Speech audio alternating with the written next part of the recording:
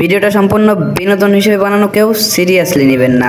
গতকাল 6/5/2026 রোজ বুধবার মাগুরা পারনান্দলি পৌর শিশু পার্কে ঘটে যাওয়া ঘটনার চোদনা তো ফেসবুকে ঢোকায় যাচ্ছে না।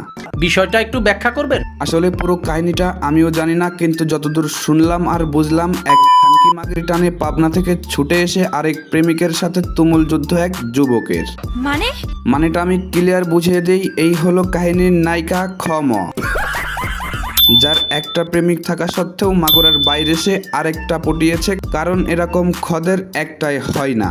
আর বিশালতার মাঝে আমি একটুকু পাইনি ঠাই, তাকে পুরুষ যে নারীর নরম কথায় দুর্বল, এটা তার আরেকটি প্রমাণ। প্রেমিকা খ হোক বা ম ঠিকই সেই পাবনা থেকে চলে এসেছে মাগুরাতে এবং ভালোবেসে বিশ্বাস করে ঠকেও গেছে।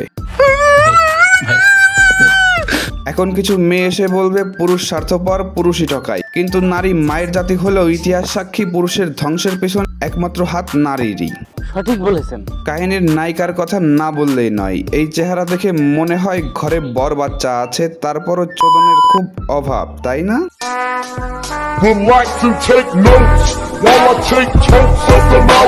অন্যদিকে পাবনা থেকে বাইক নিয়ে বোকাচোদার মতো মাগুরা চলে আসছে মাগির টানে।